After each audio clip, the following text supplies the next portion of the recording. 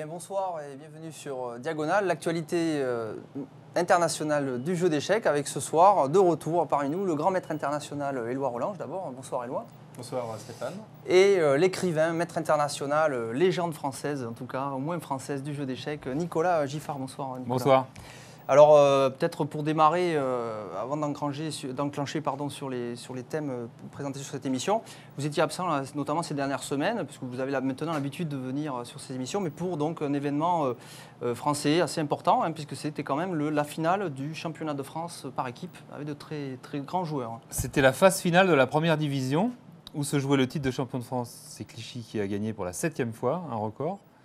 Et puis il y avait aussi, dans le bas du classement, une lutte féroce pour rester en première division, parce qu'il y a 4 relégués sur 16 équipes, donc c'est très difficile, en fait, quand on est un peu juste, de se maintenir. Et la lutte a été très chaude, et mon club a terminé 12e, c'est-à-dire juste devant les relégués. Donc, on a échappé de peu à la 2e division. Donc c'est le club de Drancy.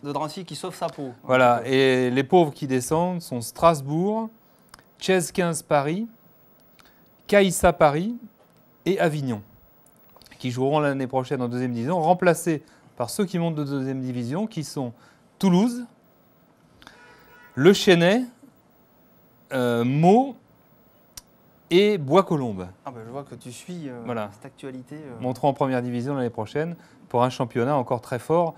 Cette année, la moyenne générale des joueurs était à 2350 élos.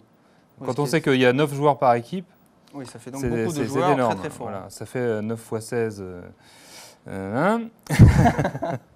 ça fait à peu près, sur 150 joueurs, une moyenne donc, de 2350, c'est énorme. Ouais, c'est tout à il y avait Adams qui était là, Hodgson. Donc, Adams numéro 6 mondial, on a commenté une partie il y a 2 semaines. Voilà, il y avait Katchiev, il y avait vraiment du beau monde à Montpellier ce week-end. Alors honneur aux champions de France, puisque Éloi Rolange, tu fais partie de l'équipe de Clichy et donc tu gagnes le titre. Oui. Donc, pour la énième fois d'ailleurs, je crois. Hein. Oui, enfin le titre, donc Clichy a commencé bien avant moi, puisqu'on en est à notre 7e titre. Bon, c'est pas consécutif, hein, attention. Le record des titres consécutifs a été détenu par Lyon, qui a gagné 6 ans de suite, ce qui est quand même exceptionnel. Ouais. Donc nous, on en est à notre 7e titre. Bon, c'est vrai que ce championnat, c'est vraiment d'un niveau très relevé. On avait une très belle équipe avec donc 8 grands maîtres, plus la meilleure joueuse féminine française. Qui est Maria Nepaina Lecomte. C'est-à-dire, elle vient de se marier avec Jean-Olivier Lecomte, enfin, pour un peu la presse scandale. Donc, sinon, on a aligné donc 8 grands maîtres, donc, notamment Lautier. Donc Joël Lautier, numéro français, vainqueur du tournoi d'Angan qu'on a suivi sur Diagonale. Oui. Et donc ces 8 grands maîtres, donc il y avait moi, Igor Nataf, Jean-Marc Degrave, qui est venu à l'émission aussi, et 2 joueurs anglais, Mark Ebden et Stuart Conquest, donc qui sont très bien dans cette équipe. C'est une équipe totalement francophone, tout le monde parle français. Et je pense que c'est la cohésion, en fait, vraiment la bonne ambiance qu'il y avait dans l'équipe qui nous a permis un peu de nous dépasser, puisque nos adversaires monégasques étaient en principe plus forts que nous. Oui, sur le papier. Ils avaient recruté de très très grands joueurs, dont Adams. Dont Adams, Adler, Piquet, c'est-à-dire beaucoup de joueurs européens. Ils ont profité un peu de l'arrêt Bosman. Donc ils avaient une très très forte équipe. Mais je pense que c'est un peu sur la particularité de ce championnat qui est les échecs par équipe. C'est sur ça qu'on a fait la différence. Avec une équipe bien plus soudée qu'à Monaco, on a réussi à se dépasser et donc à s'imposer devant cette équipe de mercenaires, mais très très fort. Voilà, donc victoire de Clichy et Nicolas Giffard, donc Drancy sauf sa peau. Voilà les deux conclusions qu'on peut amener à cette finale championnat de France d'échecs par équipe. Donc. De 9 joueurs, dont une féminine. Dont une féminine, voilà, pour promouvoir les échecs féminins en France. Tout à fait. Donc voilà, donc bravo Éloi et bravo aussi Nicolas. C'est toujours bien de sauver sa place, ça fait toujours plaisir. Je suppose que ça fait plaisir au club et puis c'est aussi une dynamique. Oui, il faut dire que depuis que je joue à Drancy, chaque année on est tangent et on se maintient au dernier moment après un suspense infernal. Oui, mais donc ça permet après de déboucher du champagne. Alors que si vous finissez au milieu de tableau. On a beaucoup d'émotions alors qu'il y a des équipes effectivement qui viennent faire la phase finale sans ambition ni frayeur. Voilà, donc là vous faites exprès à chaque fois de vous mettre un challenge. On ne fait pas du tout exprès, mais il se trouve que c'est comme ça. On démarre très mal le championnat et à la fin on arrive à se rattraper in extremis. D'accord. Ok, donc voilà pour ce championnat de France par équipe avec cette victoire donc, de Clichy. Édouard Rolange, de nouveau champion de France junior déjà. Tu avais déjà été champion de France junior. Et individuel, hein, ça n'a rien à voir. Ce qui n'a rien à voir et maintenant champion de France par équipe. Oui. Voilà, et sinon, donc maintenant, l'actualité mondiale, c'est surtout, semble-t-il, Éloi et Nicolas, il semblerait que ce fameux match Kasparov-Anand dont on parle, ce fameux championnat du monde parallèle, commence à se préciser, puisqu'un communiqué de presse donc vient de paraître, co-signé ou en tout cas appuyé par Bessel Koch et donc Serge Grimaud, un homme d'affaires canadien. Alors, je sais qu'il y a beaucoup de Québécois qui nous regardent. Alors, si vous avez des informations sur ce Serge Grimaud, au Canada, n'hésitez pas à nous les envoyer parce que nous ne le connaissons pas en fait. On ne sait pas de qui il s'agit. Autant on connaît Bessel Koch en fait, qui était le mécène un petit peu avec une banque Swift, je crois. Oui, c'était le fondateur de la GMA, Grandmaster Association, voilà, avec Kasparov. Il a déjà fait beaucoup de choses dans les échecs. C'est un mécène avant tout. Et donc ce match aurait donc lieu avec ces deux assurances-là. Bessel Koch, grand organisateur par le passé, est vraiment amoureux du jeu d'échecs et des grands événements échiquiens. Et donc cet homme d'affaires Serge Grimaud pour un match avec 3 millions de dollars de prix, Nicolas. Oui, alors on en parlait tout à l'heure, ce qui est paradoxal, c'est qu'en général, c'est un challenger qui a des difficultés pour jouer contre le champion du monde. Alors que là, on assiste à la recherche désespérée de Kasparov d'un challenger crédible. Ah oui, c'est vrai que c'est... Oui, et alors, Anand se fait prier, Anand dit oui, peut-être. Donc c'est une situation qu'on n'a jamais vue dans le monde des échecs, d'un tenant du titre, du champion du monde, qui a du mal à trouver un challenger à son goût. Alors bon, ce qu'il faut bien entendu répéter, c'est que cette situation est très préjudiciable pour les échecs, puisque le match qui va avoir lieu n'est pas cautionné par une fédération reconnue, mais Kasparov va le jouer d'une façon privée. Oui, ça n'aura donc pas de valeur sportive. Mais en l'annonçant comme alors je crois c'est l'Ultimate World Championship, je crois. World Chess Championship. Oui, donc ce sera le dernier championnat. Il veut Ultimate Fighting peut-être. Oui, c'est ça, voilà. Il veut dire que ça sera le dernier match de championnat du monde du siècle. Ce en quoi d'ailleurs, vous savez qu'il se trompe, puisque en l'an 2000, on pourra encore jouer le dernier match du siècle. Tout à fait, oui. Mais il n'aura évidemment aucune caution officielle reconnue par tout le monde, donc pas vraiment de valeur. Ça sera un match exhibition, comme il en a fait de temps en temps, mais ça ne sera pas un vrai championnat du monde, puisque même sa fédération, la Professional Chess Association, ou la suivante, la WCC, ont eu une vie éphémère. Oui, mais association, c'est peut-être dire beaucoup, parce qu'il y avait souvent 3-4 personnes dedans, quoi, en fait. C'est-à-dire les gens qui l'avaient créé, mais il n'y avait pas de...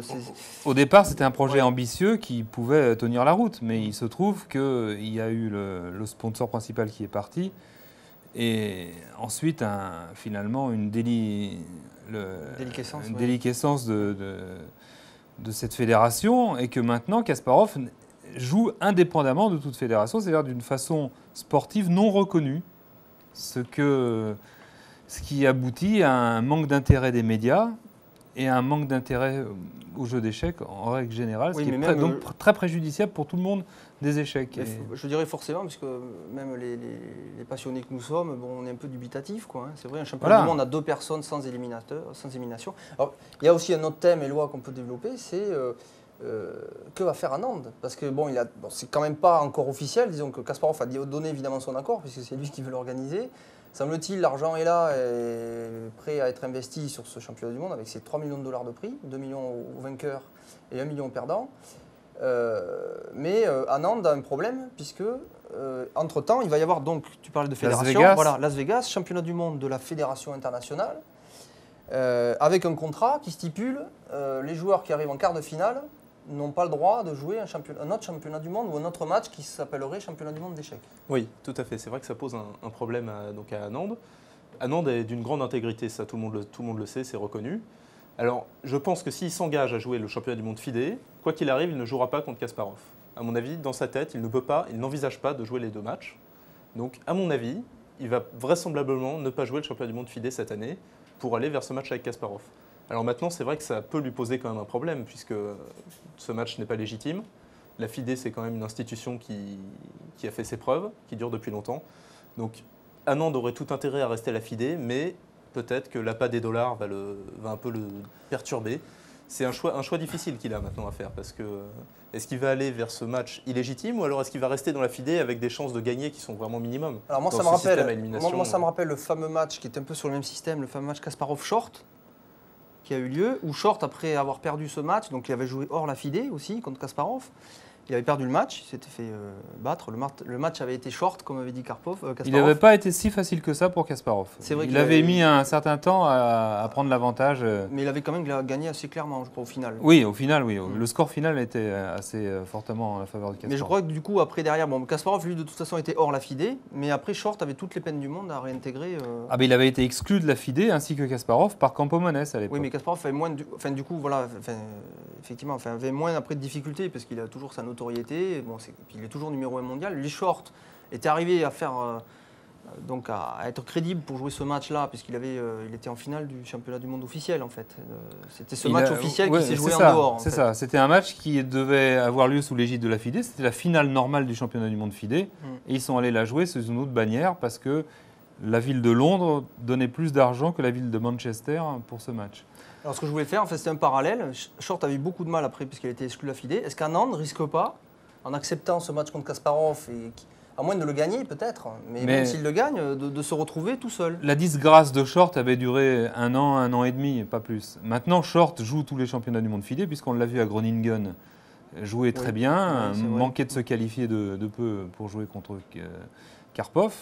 Oui, mais là, c'est Illuminov maintenant qui est président de la FIDE. Oui. De la FIDE, il n'a pas l'air de vouloir s'amuser trop, cet homme-là, j'ai l'impression. Non, mais enfin, les promesses qu'il fait sont assez alléchantes. On a envie qu'à Las Vegas, ça marche. Enfin, personnellement, je souhaite que Las Vegas soit un tournoi comme Groningen avait été, mais avec en plus les paillettes, le strass, les médias. Donc, un championnat du monde spectaculaire sur le jeu, comme l'avait été avec Groningen, mais avec en plus donc, un suivi médiatique. Oui, tout à fait. Oui. Si Las Vegas marche bien, que de Las Vegas sort un champion du monde, on va dire, je ne sais pas, un nom, Shirov, eh bien, le match de Kasparov 3 mois plus tard sera largement dévalué du point de vue sportif.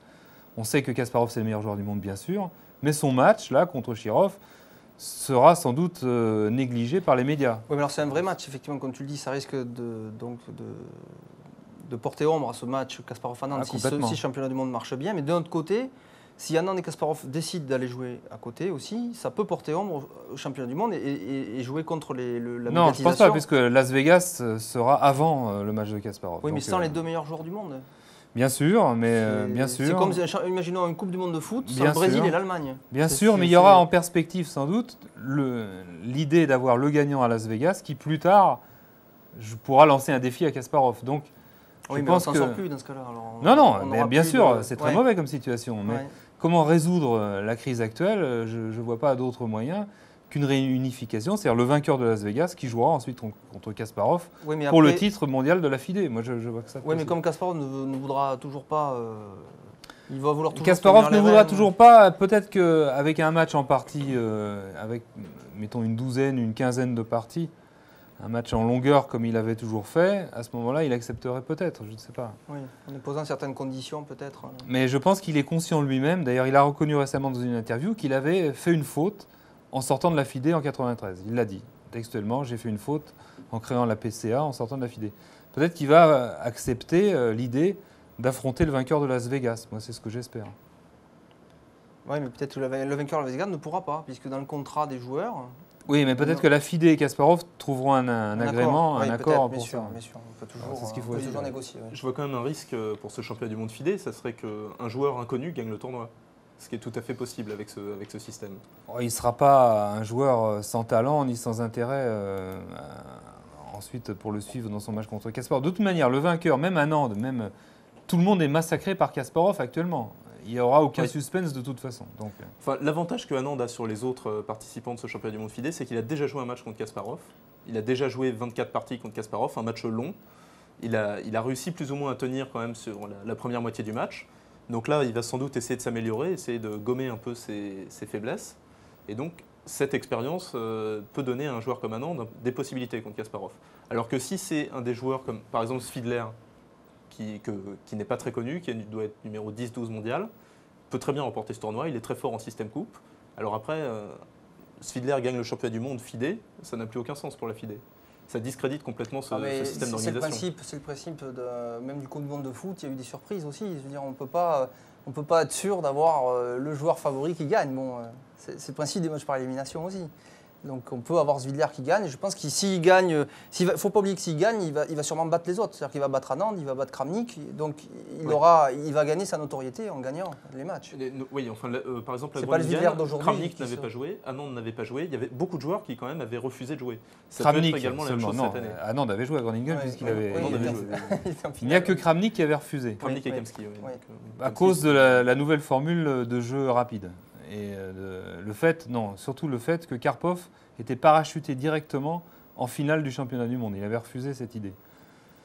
Mais en fait, personne, de toute manière, actuellement, ne peut inquiéter Kasparov. Alors la question d'avoir un challenger, un Anand, plus fort qu'un challenger comme Schwindler n'est pas très importante. Ce qui est important, c'est que Kasparov accepte un jour ou l'autre de réintégrer la FIDE et d'affronter le vainqueur de la FIDE. On émet la possibilité si Anand peut accepter le match contre Kasparov et le gagner. Oui, il y a une petite chance, bien sûr. Ce qui pourrait résoudre les problèmes parce qu'Anand est après capable de dire je la réintègre. La chance est minime. Actuellement, Kasparov est beaucoup plus fort qu'Anand. Alors peut-être ça ne vaut pas 3 millions de dollars alors, ce match. Écoutez, ils ont trouvé le parrainage, donc on ne va pas s'en plaindre hein, s'ils ont trouvé un parrainage. Effectivement, Anand représente quand même quelqu'un du tiers-monde, quelqu'un derrière lequel beaucoup de supporters peuvent s'identifier. Enfin, il peut donner un engouement, comme il l'a fait déjà, bien sûr, puis pour les échecs en Inde. Un nom en Europe de l'Est aussi, on va dire, parce que entre Karpov, c'est Kasparov, Spassky, etc. Bon, ça a un intérêt, ça donne un peu d'exotisme au match. Oui, puis pour les échecs, ça peut être un renouveau. Oui, il est certain que quand Anand avait joué en 95 contre Kasparov, les médias s'étaient beaucoup intéressés à lui parce qu'il venait de nulle part. Hein. Enfin, un joueur indien qui arrive au championnat du monde en finale d'échecs, c'est pas prévisible. C'est vrai. Enfin, c'était pas prévisible pour eux. Pour les médias, je dirais. Bien sûr, mais d'ailleurs, même pour les spécialistes des échecs, j'avais vu Anand en 88 à Lyon jouer un Open. Jamais j'aurais pu deviner qu'il deviendrait le numéro 2 mondial. Oui, c'est vrai. Donc voilà, mais on va clore ce thème. Hein. Donc ça semble se préciser. Donc il faut dire que les échéances approchent. Et que mais peut-être aussi c'est sous la pression de ce championnat du monde FIDE à Las Vegas que Kasparov se dépêche aussi. Hein. Et je crois que Kasparov est en manque de reconnaissance, de légitimité en quelque sorte. Oui, mais c'est difficile tout seul de drainer. Mais il tente désespérément de créer une fois avec l'Espagnol une nouvelle fédération. Et puis après il essaye de rappeler ses anciens amis Besselkock, etc. C'est assez tragique de voir ça. Et donc, un champion du monde qui cherche désespérément un challenger, alors que la nature voudrait que ça soit le contraire. Enfin, c'est vrai qu'on peut quand même rappeler que Kasparov, lors de ses 2 derniers tournois, était vraiment impérial, alors qu'il était quand même en perte de vitesse assez nette. Donc là, c'est vrai que le match devient plus d'actualité, à mon avis. C'est-à-dire que... il a un peu relancé sa crédibilité de très belle façon. Oui, bien sûr. On sait qu'il est le plus fort. Oui, ça c'est clair. Je crois. Si on avait le moindre doute en décembre, je crois qu'en février, on l'avait plus. Bon, donc voilà, mais on va suivre ça de près évidemment, et puis on aura, j'espère, des nouvelles définitives cette fois. Mais bon, ça a l'air très bien parti ce match. Et Anand aurait donné un accord d'ailleurs, il semblerait, mais bon, à confirmer. On suivra ça encore une fois. Toute l'année va être calée sur ces fameux championnats du monde possibles. Voilà, alors la partie d'aujourd'hui, c'est lié au Mémorial Capablanca. Alors Nicolas, tu peux en parler ? Parce que j'ai parlé de toi sur les 2 dernières émissions, puisque j'ai parlé de Capablanca, tu es le spécialiste de l'histoire du jeu d'échecs en France. Oui, je ne suis pas vraiment non plus un historien à proprement parler. Non, tu n'es pas un historien, mais tu as quand même parcouru l'ensemble des thèmes. La lecture de l'histoire des échecs m'a toujours beaucoup plu, et j'aime transmettre donc cette passion qui m'a habité en lisant l'histoire des échecs aux autres. Mais je ne suis pas un historien à proprement parler, c'est-à-dire que je ne passe pas mon temps à la Bibliothèque nationale à compulser les anciens livres ou les registres où Capablanca serait passé dans telle ville à telle date. Non, non, tout à fait. Mais je lis les livres des anciens tournois et je regarde avec grand intérêt les anciennes parties.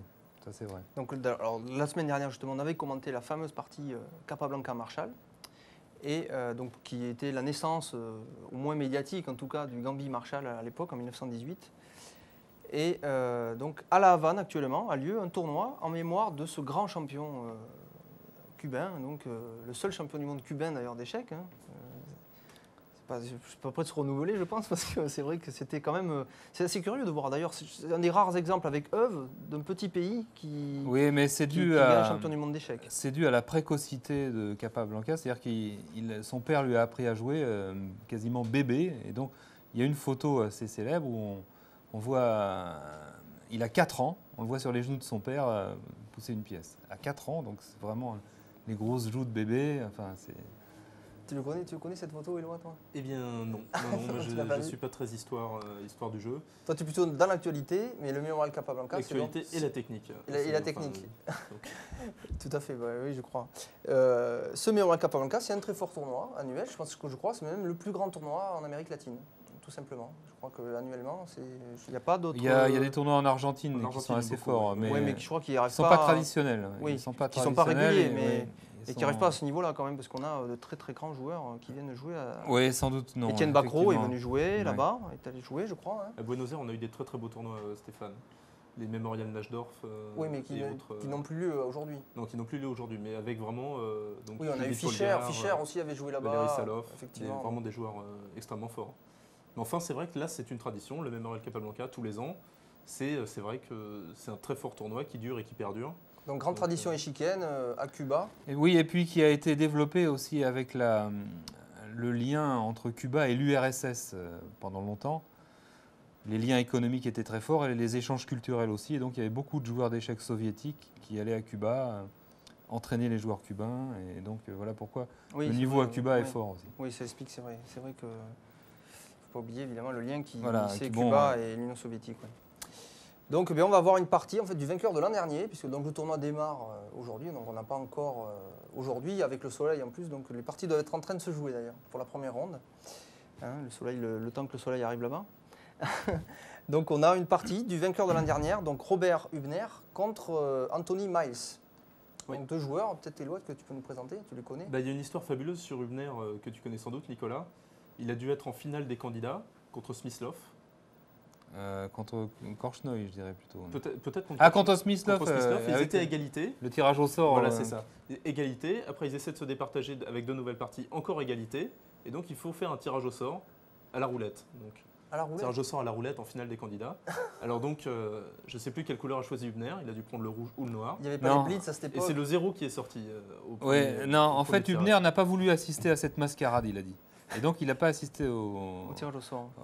à la cérémonie avec la roulette. Et il y avait seulement Smyslov qui a choisi rouge. Au début, c'est effectivement, donc il a choisi rouge. Et puis, c'est le 0 qui est sorti, qui n'est ni rouge ni noir. Et puis ensuite, Smyslov a choisi la couleur qui est sortie. J'imagine C'est dans comme quel ça état qu'il devait être s'est Hubner dans la rue, tout stressé, parce qu'il est très très nerveux comme joueur. Ouais. C'est un des joueurs les plus cultivés. Il est expert en papyrus également. En papyrus égyptien. En papyrus égyptien. Et c'est un expert mondial reconnu. Des traductions. Oui, de il est papyrus. linguiste. Oui. Oui. Il a vraiment. Et alors, il travaille vraiment énormément. Sa nervosité a été illustrée aussi par le fait qu'il a abandonné un match en cours, en fait, contre Korchnoi. Il a fait une gaffe énorme. Il s'est fait placer une fourchette d'un cavalier de Korchnoi qui faisait échec au roi et à la tour, vraiment en un coup. Et ça l'a complètement anéanti. Et il est parti. Il a abandonné le match. C'était la demi-finale des candidats. Alors que le match n'était pas fini. Quart de finale des candidats, que je ne dise pas de bêtises, 1980. Oui, l'année où Smyslov est arrivé en finale contre Kasparov. Non, ça c'était 83. Ça, c'était, Donc, c'était pas en ouais. 81 le match Kasparov-Smyslov? non, c'était Ah en oui. 83 à Vilnius, d'accord. en Lituanie. D'accord, bon, autant pour moi, je te fais confiance. Ouais. Et le match en question entre Hubner et Korchnoi, c'était avant le championnat du monde 1981 de Merano. C'était donc en 1980. Oui, je crois. d'accord, oui, tout à fait. Alors, donc, le Mais Korchnoi, Hubner, oui. c'est pour dire qu'Hubner est arrivé candidat au championnat du monde. Il était donc à peu près numéro 5 ou 6 mondial pendant de longues années, pendant le début des années 80 et la fin des années 70. Alors, c'est ça qui est aussi fabuleux avec les échecs, c'est qu'on trouve des gamins de 6 ans ou 7 ans et puis Oui, parce que Hubner maintenant a 52 ou 53 ans. Donc, et on a des joueurs comme Korchnoi aussi, qui a 68 ans maintenant. 68 ans et qui est toujours dans les 20 meilleurs joueurs du monde. Quoi. C'est, bon. Ouais, et là, il est C'est- en tête, on n'a pas dit, mais il y a un tournoi en ce moment, je crois que c'est en Allemagne ou en Hollande. À 4 joueurs, il est en tête devant Sadler et Judith Paul. Oui, je non, crois, Xi Yun, la chinoise, Ah oui, et, oui, oui. Et un quatrième joueur dont j'ai oublié le Oui, nom. j'ai vu ça aussi. Je ne sais plus le nom du quatrième. Korchnoi est incroyablement performant parce qu'il a gagné au dernier classement 30 points Elo à 68 ans. Il fait encore des progrès. Alors voyons cette partie. Donc Robert Hübner, alors on n'a pas parlé de parents. Anthony Miles, c'est un Anglais, je crois, qui est fantasque. Il me semble qu'il a joué une partie contre Karpov en jouant le coup curieux après 1 E4 A6. Et il a gagné, il me semble. Ouais. Hein, c'est ça Ouais, en Suède, ouais, c'était. C'est un joueur un peu fantasque. Oui, tout à fait, Anthony Miles. Mais c'est un des meilleurs joueurs anglais. Il a été en équipe nationale anglaise pendant des années. Il l'est encore, d'ailleurs, là, aux dernières Olympiades, je crois qu'il y était. Et il l'est sans doute encore, Ouais. oui, tout à fait. Donc c'est vraiment un joueur très très fort, hein, Anthony Miles. Il joue très très bien les tournois Open, c'est sa spécialité. Il s'est qualifié, je crois, pour Las Vegas, c'est ça ou... Est-ce qu'il était dans les qualifiés Non, il ne s'est pas qualifié, il était. Si, il est qualifié. Si, il il s'est a qualifié, fait, c'est il a ça. fait 50% au jeu semi-rapide, enfin au Au tournoi départage. de départage. Voilà. Il a fait juste la moyenne. Je crois que c'est le seul joueur à avoir fait 9 nuls.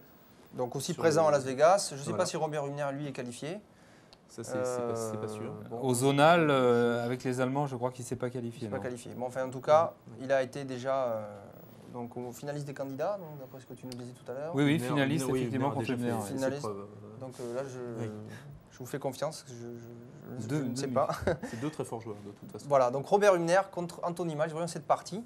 Donc, Robert Hübner à les blancs, donc Memorial Capablanca 1998, donc l'an dernier. Le Memorial de cette année démarrant aujourd'hui, on n'a pas encore de partie à voir. Donc voilà cette partie, donc très loin. Et si on démarre, voilà si on peut mettre la partie voilà, sur la vidéo. Alors je vous rappelle que pour suivre cette partie, vous pouvez sur la page de droite donc de l'émission, cliquer sur le petit bouton où il y a écrit jouer, et vous rentrez sur un applet Java qui vous permet de suivre la partie en même temps que nous. Nous annonçons les coups, donc vous pouvez vous repérer par rapport à la suite des coups donc dans cet applet Java. Vous avez aussi la possibilité de télécharger un logiciel et la partie pour voir la partie sur un logiciel différent. Si vous avez des problèmes par exemple avec cet applet Java, pour télécharger ce logiciel, vous cliquez sur la partie émission et vous avez un logiciel soit pour PC, soit pour Mac. Vous l'installez sur votre ordinateur et ensuite vous téléchargez la partie qui est indiquée dans la une de l'émission.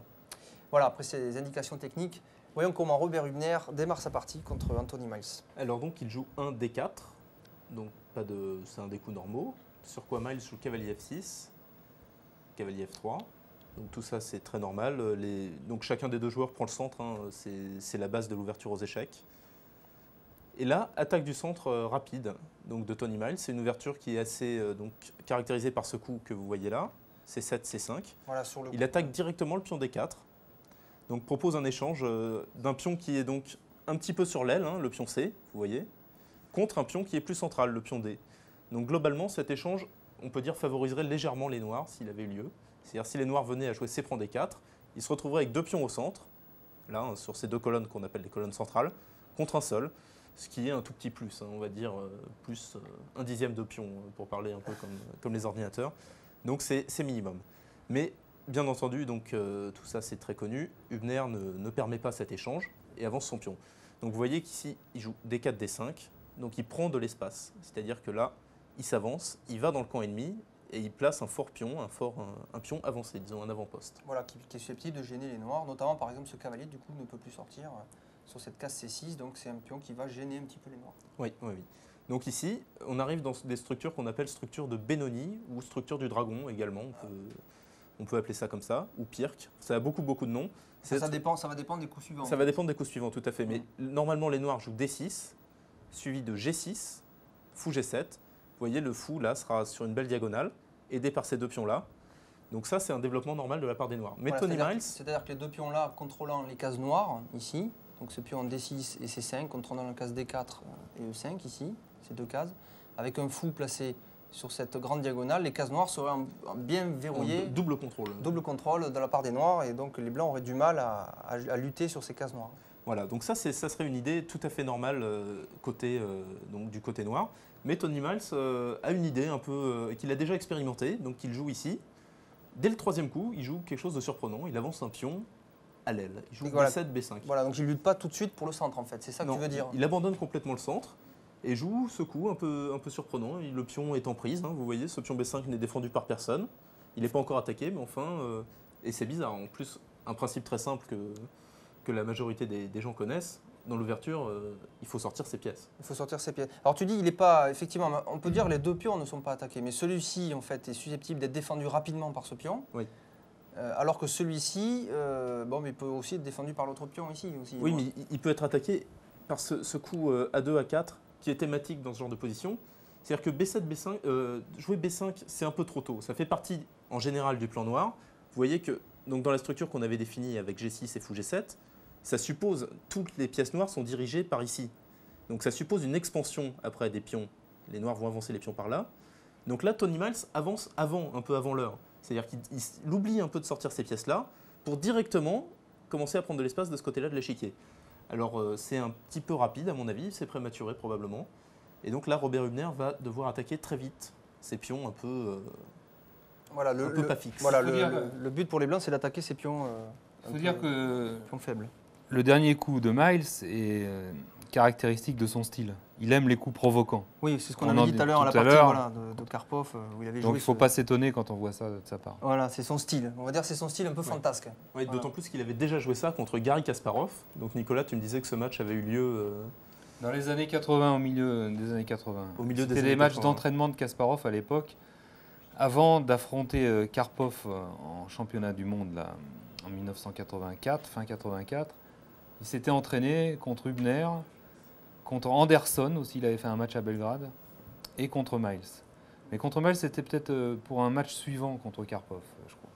Il me semble que c'est un peu Et plus donc, tard. il avait Et là, joué- Miles avait dit « J'ai été écrasé par le monster with thousand eyes », le monstre au milieu. Oui, il voyait tout. En fait, C'était joliment dit, voilà, il voyait tout.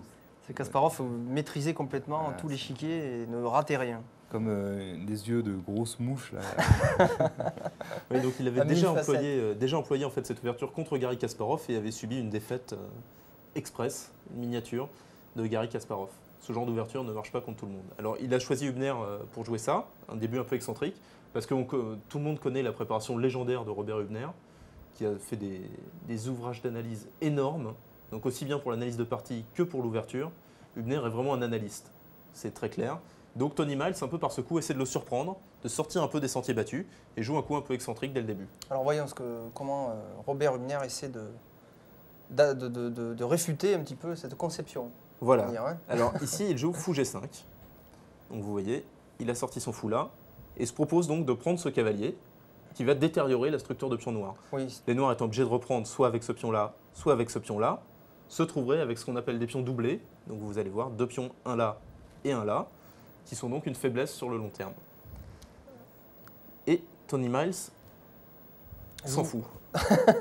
Tony Miles joue fou C8 B7. je me suis poussé vite. Mais alors oui, on peut se demander, peut-être un coup thématique ou un coup auquel on peut penser à cette position, c'est de dire, bon, mais effectivement, il m'attaque le cavalier ici, qui pourrait détériorer ma structure européenne. On peut se dire, on pourrait peut-être jouer le cavalier ici sur cette case.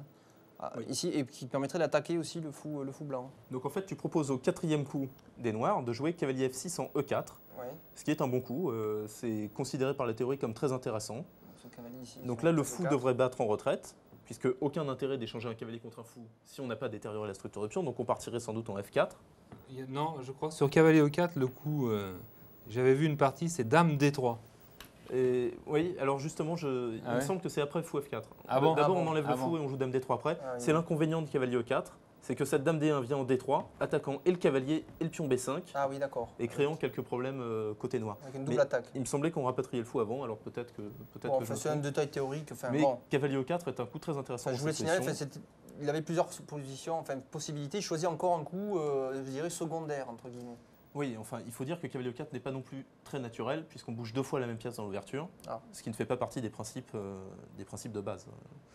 Donc ici, Tony Miles décide de développer une nouvelle pièce, en permettant donc à Hübner de jouer 5 fou point F6, qu'il joue. Et Tony Miles reprend du pion E. Alors voilà, donc ici, structure de pion affaiblie. Il a deux groupes de pions, un groupe ici et un groupe de ce côté-là. En Oui, compensation, il obtient la paire de fous. Voilà, il a les deux fous puisque les blancs ont donné leur fou. Mais par contre, ces deux pions aussi sont un petit peu gênants pour les noirs parce qu'ils sont difficiles à bouger. Il faut d'abord bouger le premier, puis après le second. Ils n'ont pas autant de mobilité que deux pions ici qui peuvent choisir de pousser soit l'un soit l'autre. Donc c'est le désavantage des pions doublés. Oui, oui, tout à fait. En plus, ça permet, la case devant en général a tendance à être affaiblie. Voilà, alors ici, on va avoir quelque chose de très important de Robert Hübner. Quand on a des cavaliers contre des fous, il faut toujours chercher une case d'appui pour ces cavaliers. Il faut chercher, comment dire, une ancre, en fait, ce qu'on pourrait appeler une ancre. Il faut se créer une case forte pour mettre ses cavaliers. Alors voyons comment. Alors, comment va-t-il faire ici? Il joue C4. Alors, quelle est l'idée de ce coup? L'idée de C4, c'est d'échanger ces deux pions, C et B, et obtenir la case C4 pour le cavalier. Alors, c'est-à-dire qu'une fois que le pion B5 n'existera plus, vous voyez que comme les blancs ont un pion en D5, la case C4 ne pourra plus être attaquée par un pion noir. Voilà, B5, il n'y aura plus de pion sur la colonne B, et ici, le pion blanc empêche tout le pion noir de s'y poster. Donc cette case serait une très bonne case pour un cavalier. Voilà. Donc ici, plusieurs réponses sont possibles pour Tony Miles. Il peut jouer éventuellement B4. À ce moment-là, le pion va bloquer la case naturelle du cavalier. Ou alors il peut jouer A6, qu'il a joué dans la partie. Donc sur B4, l'inconvénient majeur, c'est que vous voyez qu'il n'y aurait plus de pression sur les pions blancs. Le pion D5 serait défendu et la structure de pion blanc, enfin disons que les blancs auraient le champ libre par là. L'expansion noire serait stoppée, tout simplement. Puis on a l'impression que ce fou ici Et ce fou serait très mal placé aurait du également. mal à sortir, puisqu'il serait bloqué soit par ce pion, soit par ce pion. Mais c'était le meilleur coup quand même, non? Peut-être B4 était préférable, comparé à cette ouverture de ligne, comme vous allez le voir. Donc Tony Miles a joué A6. Donc là, l'idée, c'est qu'avec ce coup, c'est que bon, si les blancs prennent évidemment, le pion peut reprendre, contrôlant toujours cette case C4. Voilà. Et ça garde la souplesse de dire, je peux encore peut-être jouer plus tard B4 ou prendre ici plus tard.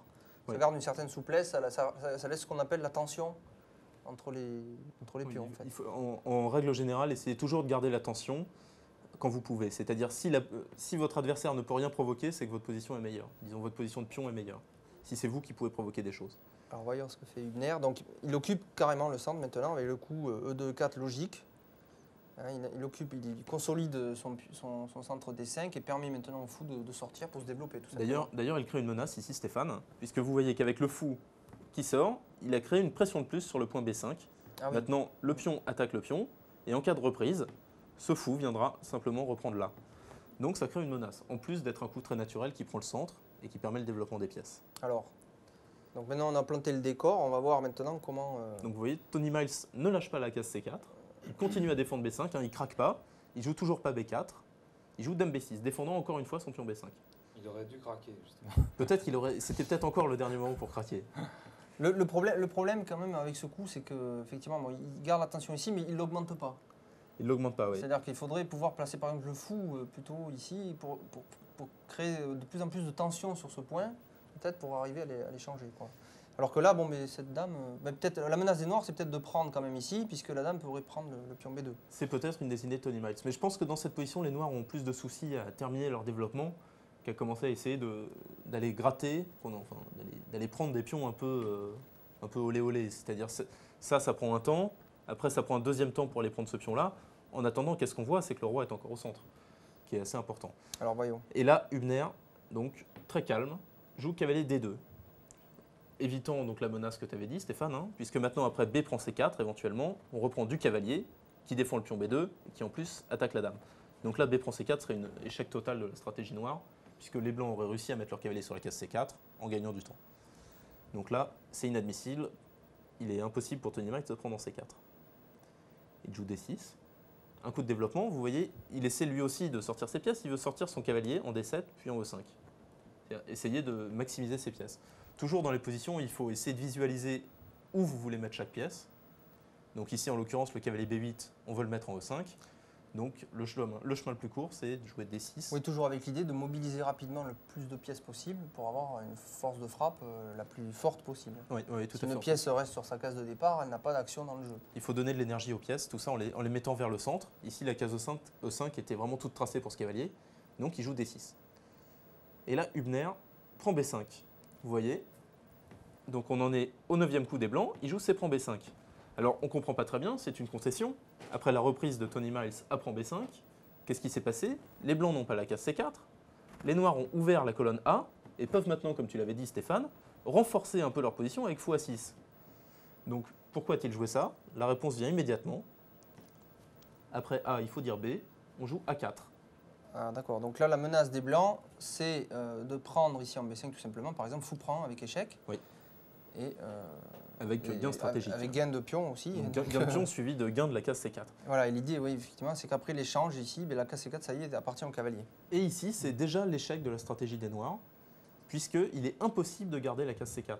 Donc là, les blancs, avec leurs 2 cavaliers, vont réussir à s'implanter sur... Enfin, un cavalier va s'implanter là, alors que Tony Miles n'a pas réussi à faire parler son fou, F8, qu'on aurait pu envisager très très bien sur cette diagonale-là, avec une très belle action.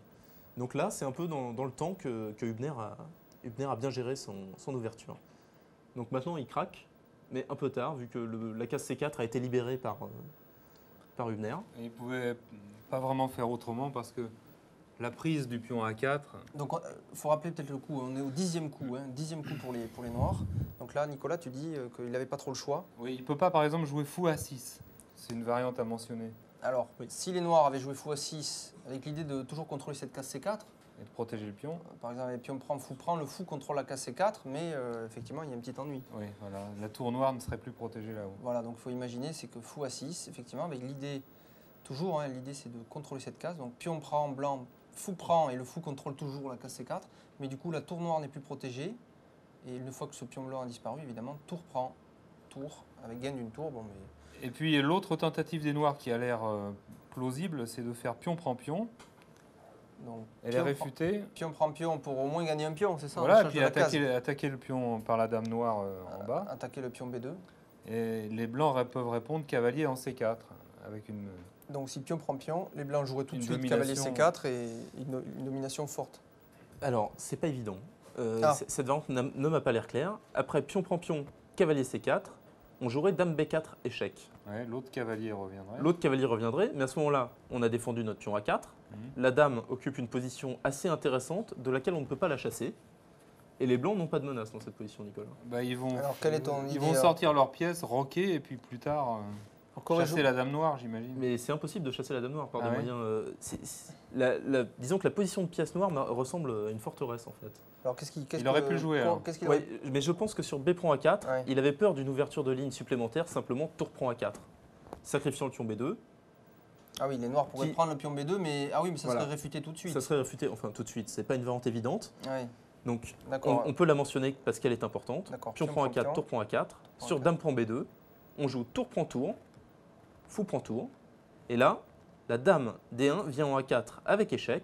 Vous voyez, échec au roi. Cavalier. Et en même temps, le fou A8 est en prise. Eh oui, le x8 est en prise. Voilà, donc ça finit par une fourchette. cette Et variante. l'autre solution, c'est de se dire on empêche les blancs de prendre. Donc pion prend, tour prend. Et les noirs eux-mêmes prennent d'abord, mais du coup la dame prend le pion avec échec. Avec échec. Et après, le cavalier peut sauter tranquillement sur la case B4. Et Sur la le case coup C4. dame B4 serait réfuté par dame prend dame et avec une très bonne position blanche. Oui, oui, tout à fait. Donc ici, je pense qu'il avait peur d'ouvrir les lignes. Il voulait calmer le jeu à ce moment-là. À quoi pensait Tony Miles? Il pensait à laisser le moins de pièces possible arriver en jeu. Il voulait un peu fermer cette aile de l'échiquier, voyant que le combat était déjà perdu. Alors voyons ce qui se passe alors. Donc il a joué 10 B4, essayant de calmer la situation. Alors voilà, c'est Et là, maintenant le fou, Voilà, le fou blanc peut sortir. enfin, surprenant, non. Bien joué de la part de Hübner. Il ne se précipite pas sur cavalier C4. D'abord, il ramène encore une pièce. Il met son fou en B5 avec échec. Voilà, et C'est-à-dire l'idée c'est que le fou est sorti, on gagne un temps puisque les noirs Voilà. doivent répondre à l'échec. Et après on met le cavalier C4 avec un fou mieux placé que s'il était derrière le cavalier. En fait. Oui, oui, ce qui me rappelle un principe. Donc Nicolas, tu me diras peut-être de qui c'est. Quand on a vu un bon coup, il faut toujours en chercher un meilleur. Et beaucoup de joueurs se seraient précipités sur cavalier C4, mais fou B5 est meilleur. Et donc c'est le deuxième coup qui vient à l'esprit en fait dans cette position. C'était de Kérès, je crois, mais je suis pas sûr. Non, c'est ah oui, Alekhine. oui, non mais oui. Ou Alekhine, peut-être. Non, Fischer l'avait cité dans son livre, mais c'était pas de lui. C'était effectivement, je me rappelle. Je crois que c'est de Kérès, mais je suis pas certain. Ah, je sais pas. Bon, enfin ce principe est passé Voilà. à la postérité. Quand on voit un bon coup, il faut chercher un meilleur. Il y en a toujours un. Donc là, très logique, cavalier D7. Donc on ne craint pas d'être déroqué, hein, puisque de toute façon on n'avait pas le choix. C'était soit bouger le roi, soit jouer cavalier D7. Donc déroqué, c'est-à-dire que si les blancs prennent le cavalier, les noirs sont obligés de reprendre du roi. Et du coup, le roc n'est plus possible puisque le roi a bougé. Voilà, c'est une règle simple, on a perdu le droit de roquer. Donc cavalier C4 maintenant. Donc les noirs ont pas peur de ça. Et les blancs d'ailleurs s'y précipitent pas. Ils préfèrent clouer la pièce. Oui, oui, tout à fait. Oui. Et alors là, ce qu'on voit, c'est que les blancs en fait dominent toutes les cases blanches. Ils ont pris toutes les cases blanches, ce qui est un peu la faiblesse en fait côté noir. Ils ont leur fou de case noire, ils ont tous leurs pions sur case noire, donc ils contrôlent parfaitement les cases noires. Même ce cavalier qui est en D7, Ouais. il est sur une case blanche, donc il contrôle que des cases noires. Vous voyez que les noirs contrôlent toutes les cases noires. Mais l'attaque blanche, elle vient sur case blanche. Contrôle les cases noires, mais dans leur camp. Ah oui, les blancs ont un avantage d'espace Oui, certain. c'est-à-dire contrôler les cases noires dans son camp, c'est pas tellement gênant pour l'adversaire. Non. En fait, il n'y a que le pion B4, enfin le pion C5 et le pion B4 qui contrôlent des cases dans le camp des blancs en fait. Oui, Alors oui. qu'on a le pion blanc qui contrôle la case E6, la case C6, le fou qui contrôle les cases adverses, le pion aussi, et le cavalier contrôle maintenant mais B6 et D6, ce qui fait beaucoup de cases dans le camp des noirs qui sont prises, donc les noirs sont obligés de reculer par rapport à ça, et c'est ce qu'on voit tout de suite puisque la dame noire La dame doit reculer sur une case. doit s'en aller. Quoi. Donc les noirs jouent au 12e coup dame C7. Alors un petit bilan dans cette position, Stéphane. Oui, t'aimes bien les bilans. J'aime bien les bilans. Voilà, ça clarifie les idées. Donc est-ce que les blancs peuvent jouer sur le long terme, à ton avis, dans cette position? Est-ce qu'il n'y a pas un risque éventuellement que les noirs se déplient ou... Alors, c'est-à-dire le long terme, c'est-à-dire échanger des pièces, arriver en finale, quoi, tu veux dire c'est Simplement ça ou tenir roquer, sur le. mettre les tours au centre, essayer d'améliorer la position des pièces. Ah ben, je sais pas trop. Ils ont l'air de bien contrôler, la phalange des pions noirs, là, puisqu'ils ne peuvent pas trop avancer. Bon, il ne faut pas oublier que les noirs ont la paire de fous. Si ce fou arrive à s'activer, par exemple, si les noirs jouent le coup G6 et mettent leur fou en G7, peut-être avec le coup F5 après, le fou va avoir de l'air et les noirs vont pouvoir faire jouer leur paire de fous. C'est exactement ça. C'est-à-dire Alors, que sur le long terme, la paire de fous risque de s'exprimer éventuellement. C'est-à-dire qu'on peut très bien envisager que si les noirs jouaient 4 coups de suite, mettons G6, fou G7, petit roc, on décloue le cavalier, cavalier en E5, et éventuellement après remettre ce fou-là en C8 pour préparer F5, ils auraient une position plus que correcte, puisque ce fou G7 dominerait complètement l'échiquier à ce moment-là. Oui, là, On ça peut serait visualiser dans le camp des noirs, Voilà, ça serait dans le des camp cases- des blancs. Là. Exactement, ça serait dans le camp des blancs. Donc, et alors que les pièces blanches, quant à elles, sont toutes à leur maximum déjà pratiquement. Vous voyez que les blancs, à part petit roc, après ils vont plus trop trouver de coups pour améliorer leur position. Donc les blancs doivent essayer quand même de trouver quelque chose encore. Donc, Le travail n'est pas Par accompli. exemple, empêcher les noirs de roquer. C'est ce Empêcher qui les est- noirs de roquer, voilà, c'est jouer pour l'initiative tout simplement. Ils ont sorti plus de pièces plus vite, donc là, Hübner joue pour l'initiative, il comprend très bien entendu cette position. Et donc il ne roque pas, il joue A5. Voilà, il ne perd pas de temps par le roc, puisque finalement le roc serait une perte de temps. Serait Parce une que ça perte de permettrait aux noirs, par exemple, de jouer le coup fou 7, même sans jouer G6, Ouais. et eux-mêmes de faire rapidement le roc, qui permettrait de déclouer ce cavalier qui pour l'instant ne peut pas bouger. Oui, tout à fait. Donc A5 est un coup très important ici. Pourquoi? Donc menace directe. Le cavalier vient en B6. Donc, Attaquant. protégé par le pion, donc l'idée du coup c'est de protéger cette case B6, le cavalier donc pour y venir. Voilà, donc le cavalier est en clou et ne peut pas prendre. La tour est attaquée et le cavalier est attaqué. Ça serait donc impossible de défendre tout ça. Donc déjà, première menace directe, assez désagréable à parer. On voit bien que ce fou est en prise mais ne peut pas être attaqué. Enfin, il n'est pas protégé, tu veux dire. Il n'est pas protégé. Il n'est oui. pas en prise, mais il n'est pas protégé. Il faut Alors- bouger la tour, Oui, apparemment. Non il faut bouger la tour. Il y aurait également fou A6 qui serait réfuté de deux manières différentes, donc c'est pas forcément une proposition très intéressante. Ça aurait été une proposition de simplification en fait. On peut jouer fou prend D7 et sur dame prend ou roi prend, jouer cavalier B6 maintenant avec fourchette tour dame. Ou alors on peut jouer cavalier B6 tout de suite et sur fou prend B5 prendre cette tour en A8. Donc fou A6 qui serait une solution disons de comment on peut appeler ça, de liquidation. Échanger quelques pièces pour alléger un peu la tension n'est pas bon. Donc, comme tu dis, Nicolas, il faut bouger la tour, prévenir la menace, en fait. Donc, il joue 13, tour à 7. Donc avec l'idée c'est qu'une fois que ce fou a joué, à la fois la tour du coup a une action pour protéger aussi cette pièce. Et surtout, la tour se dérobe à l'attaque du cavalier blanc. Et la tour se dérobe de l'attaque du cavalier blanc. oui, C'est tout à surtout fait. ça. Donc, ici, cavalier B6. Hein. Donc là, alors suite à ce coup cavalier B6, donc protégé par le pion A5, il y a une menace directe, c'est fou prend D7 avec échec, et la dame, si la dame reprend évidemment, le cavalier gagne la dame, donc ça gagnerait le cavalier. Oui. Donc là, le cavalier est en prise par deux pièces qui ne sont pas échangeables ou attaquables dans l'immédiat, donc il faut faire un coup de défense. Donc, l'unique coup dans cette position, c'était fou C8 au 14e coup. Donc Voilà, maintenant sur une prise, évidemment, le fou peut reprendre, ce qui est beaucoup plus sage que de perdre la dame, évidemment. Et alors, donc là, on se retrouve encore dans la même situation que la dernière fois. C'est que les noirs, encore, si on leur donne deux coups, ils jouent fou E7 et petit roc, suivi par cavalier prend B6. On va échanger les pièces si on arrive à se déclouer de ce clouage. Donc, une fois de plus, Hübner doit faire des plans à action rapide dans cette position. Et il trouve ce coup assez impressionnant, très joli, hein, 15 cavaliers D4. Donc c'est la seule pièce qui peut venir en jeu, Voilà. il arrive à trouver une case. C'est extraordinaire cette position, vous voyez bien ici. Toutes les pièces blanches semblent participer à l'action, sauf cette tour-là, mais qui est un peu longue à mettre en jeu. Ce cavalier-là, on se demandait comment il pouvait participer. Il est bloqué par le pion F6, hein, il ne peut pas venir là ou là. Mais alors, il vient quand même là, se mettant en prise. Oui, il est en prise. Donc avec le pion noir qui peut faire pion prend D4, alors on a l'impression que c'est une gaffe. On dirait, si un amateur dirait, ah ben, c'est une gaffe. Je gagne une pièce. Un amateur dirait c'est une gaffe. Non, sûrement, je suppose. Non, mais c'est très beau parce que Oui. ça a l'air défendu. Aux échecs, tous les coups qui Moi, ont tout l'air de suite- défendus et qui sont effectués quand même, Oui, ils sont beaux. oui c'est vrai. Mais moi, tout de suite, moi, je me dis, bon, ben, je le prends et après, je vois. Oui. Donc sur pion prend D4, il a anticipé, bien entendu. Il y a tour C1. Vous voyez, attaque la voilà. dame. Alors, on ne peut pas interposer le cavalier, ce qu'on aurait envie de faire, puisqu'il est cloué toujours. Voilà. Ce fou B5 viendrait prendre le roi. Donc la dame doit bouger. Hein, mettons, on peut considérer dame B7. Et là, la tour viendrait prendre le fou en C8 avec échec, Et protégé toujours par ce cavalier protégé B6. par le cavalier B6. C'est un vrai poison, ce cavalier. Oui, mais les deux pièces blanches sont très très fortes ici, le cavalier B6 et le fou B5. Vous voyez que vous pouvez essayer de chercher dans cette position, ces pièces ne peuvent pas être déstabilisées. Elles sont sur des positions tellement fortes qu'on ne peut même pas essayer de les échanger. Donc là, Alors- cavalier D4, une fois qu'on voit que la prise est impossible, ça devient très très dur pour les noirs quand même, parce que ce cavalier peut envahir en C6, Attaquant la tour. attaquant la tour, commence à réduire bien le jeu noir. Donc Alors, ici, voyons, position assez difficile pour Tony Miles. Voyons ce qui se passe. Alors, tour B7 Une prévient. fois de plus. Voilà, ça Voilà. prévient l'attaque de la tour, finalement. Ça prévient l'attaque de la tour.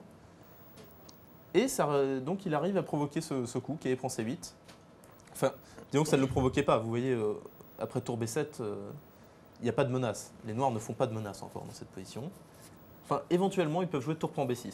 Oui, c'est de Sacrifice de liquider, qualité. voilà, donner la tour pour un cavalier, récupérer un pion au passage, Oui. mais au moins liquidant la tension, permettant de finir le développement, jouer un fou 7 et petit roc après, Oui. sans être embêté par des pertes de matériel. Donc là, Robert Hübner voit une suite forcée. Il joue donc cavalier prend C8, dame prend C8, A6. Et voilà, ce petit pion maintenant qui devient un vrai poison, il file la dame. Le pion n'a plus besoin de soutenir le cavalier B6, donc on l'avance. Ça me fait penser à ce que disait Bronstein dans son livre Zurich 53. En milieu de jeu, quand vous avez un pion passé, il faut toujours l'avancer. C'est-à-dire, attention, c'est pas du tout pareil en finale, où en finale, le pion passé, on a plutôt intérêt à le garder. En C'est-à-dire menace, que la menace ouais, la va menace, être plus c'est forte que l'exécution. Ouais. En milieu de jeu, le pion passé fait diversion. C'est ça la grosse nuance. C'est qu'il Ouais. fait diversion, c'est juste un pion après tout. Quand il y a beaucoup de pièces et qu'il y a des maths en perspective, on envoie le pion, diversion, panique. Donc finalement, même s'il arrive à prendre le pion, ça ne sera pas toujours grave puisqu'on aura réussi à un peu désorganiser toutes les pièces. Donc Alors, ici, la tour doit jouer. suivant les conseils connus depuis 1953, il envoie le pion en A6. Voilà. Tour A7. Donc là, l'idée pour les noirs, c'est de bloquer tout simplement. Maintenant, le pion ne peut plus avancer. Si la tour avait joué en B8, on aurait encore sûrement poussé le pion. On aurait poussé le pion, oui, tout à fait. Donc ici, cavalier C6. Alors là, vous allez voir un thème géométrique assez joli. Mais je le mentionnerai une fois qu'il sera terminé. Donc cavalier C6 Cavalier attaque C6. la tour. Donc là, il n'a pas trop le choix. Tour Voilà, A8. il joue tour A8, ce qui paraît logique. A7 maintenant. Alors, je rappelais le coup. On est au coup numéro 19, pour ceux qui suivraient, qui arriveraient maintenant sur l'émission sur la plaide Java. Donc on est au coup numéro 19 des Blancs, le coup A7, qui maintenant étouffe les Noirs, je dirais, puisque... Et menace cavalier en B8, semble-t-il. Ah Oui. voilà, Nicolas a vu une possibilité très forte. Ce coup A7 d'abord immobilise les Noirs, puisque la tour du coup n'a plus de case, ne peut plus bouger, donc déjà elle est fixée sur cette case. Et Nicolas dit qu'il y a une menace forte, puisque le coup cavalier B8 ici attaquerait le cavalier D7, qui ne peut pas bouger, il ne pourrait pas prendre le cavalier à cause du fou en B5, qui ferait échec au roi, donc ce cavalier est cloué. Donc, suite au coup cavalier B8, il semblerait que le cavalier D7 n'est plus défendable, il est attaqué par le cavalier et le fou. Ce cavalier est protégé par le pion. Oui. Donc là, les noirs seraient dans une situation Mais la perdante. La menace a l'air imparable, non? Cavalier B8 est complètement imparable, mais alors il y a une autre menace, peut-être qui est encore plus forte, parce que vous voyez qu'après cavalier B8, on peut envisager de donner la qualité encore avec tour prend B8, puis on prend dame prend, avec une position vraisemblablement perdante, mais peut-être encore jouable. Je pense que la menace, comme les noirs ne peuvent rien faire du tout dans cette position, c'est de jouer dame A4 d'abord, suivi de cavalier B8 après, qui là ne gagnera plus une qualité, mais une tour entière, puisqu'après tour prend B8, pion prend, dame prend, Et on après, sera déjà prêt à prendre ce cavalier en D7. Voilà, et on aura une Donc, tour d'avance. Donc. De toute façon, ce qu'il faut voir dans cette position, c'est que les noirs n'ayant plus de coups, tout simplement ne peuvent plus sortir leurs pièces, ne peuvent plus rien faire. Les blancs peuvent préparer avec un assez bon timing. On peut noter d'ailleurs qu'une idée, ça serait de jouer le roi pour sortir de ce cavalier du seclouage, mais il ne peut pas puisque le cavalier protège les seules cases où le roi pourrait jouer. Tout à fait. Et alors donc, petite variante, sur fou E7, on jouerait cavalier prend E7, roi prend et fou C6, gagnant facilement, par exemple. Il y a peut-être d'autres coups. Donc ici, désespoir un peu de Tony Miles. Ah, il se met en échec, enfin il va se mettre en échec, c'est-à-dire que le cavalier permet sort, un échec à la découverte. et le cavalier en sortant, on fait un joli motif, puisque oui, le c'est cavalier une en parade. sortant ferait un échec au roi. C'est une parade à la menace cavalier Voilà, B8, c'est quand le seul même, coup hein. en fait. Ça part la menace. Ouais, c'est le seul coup qu'on Je n'avait croyais pas. que c'était imparable, mais non. Ouais, moi c'est pareil. Alors là, donc, J'avais pas vu. vous allez voir une petite manip sympa. Alors, Hübner joue cavalier prend B4, échec. donc échec par le fou, ça s'appelle donc un échec à la découverte. Le cavalier libère le fou qui fait échec. Donc Et au passage, on gagne un pion déjà. le roi va en D8. Et maintenant, on revient. Cavalier C6, échec. Alors là, amener le roi en C7, ça serait quand même... ça serait pas très joli. Enfin, je crois que c'est ce qu'il va faire. Oui, c'est ce qu'il va faire. Il faut dire qu'amener le roi en E8, c'était encore Ça, pire. s'il revient, il peut continuer. Il peut faire encore, comme dans la partie, on va voir d'ailleurs. Oui, la décision d'Hübner de gagner un pion libère quand même le roi noir. Je sais pas, est-ce qu'il n'avait pas mieux que de faire cette capture de pion, cavalier prend B4, échec à la Il faut dire que les noirs, même malgré le fait. Par exemple, il ne pouvait pas jouer tour en A6, attaquer le cavalier. c'est possible aussi. À mais mon on a- avis, les solutions pour gagner ne doivent plus trop se compter. dans Non, cette peut-être position. l'idée aussi, attention, l'idée à mon avis, Nicolas aussi, c'est que maintenant que ce pion B4 n'existe plus, Ouais. le coup B4 va Ah, finir il va ouvrir d'ouvrir le jeu près voilà. du roi noir. va finir d'ouvrir le jeu près du roi noir et il va succomber à l'attaque des pièces puisque ce roi n'a pas roqué, donc il est au centre. On a tout intérêt à ouvrir le jeu et le coup B4 maintenant est possible grâce à la prise de ce pion. Donc je crois que d'ailleurs, alors on va voir voilà roi C7, donc le Donc, roi va- essaie va de finir sortir pour de roi l'échec du cavalier. Et là c'est joli, ça c'est un coup calme. Ça c'est un coup calme, on a l'impression qu'il faut continuer l'attaque, mais non. Tout simplement, Hübner joue le petit roc. Et là, on voit que Anthony Mal s'abandonne en fait. Oui. Il ne continue pas la partie. Je pense que là, on suivrait par le coup B4. Il me semble que ça a l'air d'être le coup. C'est-à-dire qu'on a un pion de plus, nos pièces sont toujours indélogeables. Le roi noir, on se demande ce qu'il fait en C7. Et comme tu dis, Stéphane, après B4, puis ça même, va et être comme dit terrible. Nicolas, le coup tour A6 aussi, parce que ça va fixer complètement les noirs. Oui, tour A6 avec la perspective d'amener ensuite la dame en A5. C'est-à-dire que les Donc- noirs n'ont aucune perspective. Ils ont un pion de moins, un pion à A7 complètement indélogeable, deux pièces qui ne sont pas attaquables, puisqu'en plus les noirs n'ont plus de fou, de cases blanches. En fait, les noirs ne peuvent que attendre les coups des blancs et répondre. Mais ils ont déjà un pion de moins. Mais même et, leurs coups d'attente ne sont pas nombreux. Et même leurs coups d'attente ne sont pas nombreux. C'est juste. Parce que par exemple, le fou ne peut pas sortir. Le cavalier le prendrait tout de suite. La tour Ils ont, noire. ils peut ont des pas problèmes bouger. insolubles. Ils n'ont pas de coups, tout simplement. Je crois qu'ils sont en zugzwang, Nicolas. Tu nous rappelles ce que c'est Pas que- encore, tout à fait. Ce quand que même, c'est mais qu'un zugzwang, peut-être. Il y a la tour noire à droite qui peut se promener de H8 en G8 pour attendre. Ah oui, on pourrait jouer tour Voilà. G8, tour H8. Mais je pense qu'un plan des blancs, ça serait de jouer, par exemple, donc tour A6, comme tu disais, pour obliger peut-être la dame noire à aller sur une case, pour qu'elle soit figée à la défense, peut-être. Et le coup, peut-être B4, et jouer, je sais pas, dame C2, tour C1, pour masser des pièces sur cette colonne et Oui, finir alors, par... le Zugzwang, c'est la situation dans laquelle le seul coup possible, c'est je passe. Mais voilà, aux échecs, on n'a pas le droit, donc on est forcément obligé de faire un coup perdant. Et Voilà. donc, oui, pour les problémistes, il me semble qu'ils ont donné une définition encore plus stricte aux zugzwang. Les positions de zugzwang sont celles dans lesquelles chacun des deux camps devrait dire je passe. C'est en fait un espèce de zugzwang réciproque Ah oui. où celui qui a le trait est obligé de faire Donc, une si on concession. inversait les couleurs, ça serait l'autre camp qui gagnerait, en fait. Voilà. Ouais. C'est-à-dire, si tu joues, tu gagnes, tu perds. Si ton adversaire joue, tu gagnes. Donc le zugzwang, en termes de problémiste, Voilà, en bon. termes de problémiste, c'est encore plus. Donc je voulais... Enfin, c'est pas un zugzwang vraiment cette position, mais ça y ressemble fortement, en tout cas. C'est très rare les Zugzwang dans les positions où il y a encore beaucoup de pièces comme celle-ci. Ouais. En général, c'est dans les fins de partie où il reste très peu de choses. Bon, je crois que c'est Ça se arrivé dans produit. une fameuse partie. Bien Enfin, sûr, moi, je vais ouais. encore partir. Je vais encore partir en digression, mais il y a eu une partie Karpov-Kasparov où Karpov, à un moment donné, avait toutes ses pièces sur la première rangée. Et il n'y a plus de coups. Je crois qu'il pouvait plus Il était jouer. pratiquement, oui, je Il me était rappelle. pratiquement en zugzwang, en fait.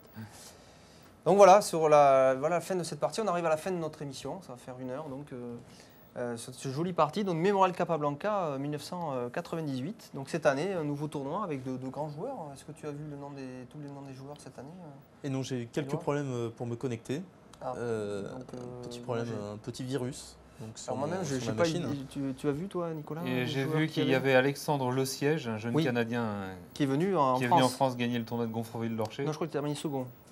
Il me Non, non, semble. ah oui, second Ouais. derrière Miesis. Il s'est fait doubler Voilà, sur le exact, final, il a ouais. dominé tout Voilà. le tournoi. Il y a aussi son compatriote Kevin Spraguet qui va Donc, jouer. Alexandre Lechesse qui est grand maître. Hein. Je crois que Qui c'est est le seul grand grand maître maître, oui. québécois. Et Donc, maintenant, c'est le meilleur joueur canadien devant Spraguet. Je crois qu'au Hello, il a dû doubler Spraguet. Et il y a aussi évidemment des joueurs cubains. Il doit y avoir des joueurs espagnols. Il y a Magem, je pense. Mhm. J'ai vu des noms du style Sadler, non? Ouais, Non, oui, Sadler. il me semble aussi. Oui, il me semble aussi. Alors, je sais plus. Bon, on a Ça plus va être de un tournoi de catégorie 16, quelque chose comme ça, 15 Voilà. ou 16. Donc, c'est pas mal, quoi. C'est Moyenne c'est- Hello, plus de 2500. voilà, donc 2600, Nicolas. 2600 2600. Ah bon Catégorie 15 ou 16, c'est plus de 2600, oui, tout à fait. Ah bon. À Anguin, c'était catégorie 15, c'était moyenne Elo à plus de 2600. Ah bon. Voilà, donc ce mémorial Capablanca, donc en souvenir du fameux champion du monde cubain dont on a parlé lors des 2 dernières émissions, voilà, qui démarre aujourd'hui. Donc évidemment, on le suivra la semaine prochaine, sûrement, dans 2 semaines. Il est possible aussi qu'il y ait donc un tournoi À Sarajevo, Sarajevo attention, un avec grand tournoi Kasparov. Voilà, mais à partir du 16 mai, pas la semaine prochaine d'ailleurs. du 12 mai. Voilà, il n'y aura pas d'émission diagonale la semaine prochaine puisqu'il y a donc il y a les fêtes en France et Canal Web est fermé, il me semble, vendredi prochain. Voilà, je vous remercie, Éloi. Je vous dis bonsoir, Nicolas aussi. Bonsoir. Donc la prochaine fois. Et moi, je vous dis donc aussi au revoir et pour une prochaine émission de Diagonale sur l'actualité internationale du jeu d'échecs. À très bientôt.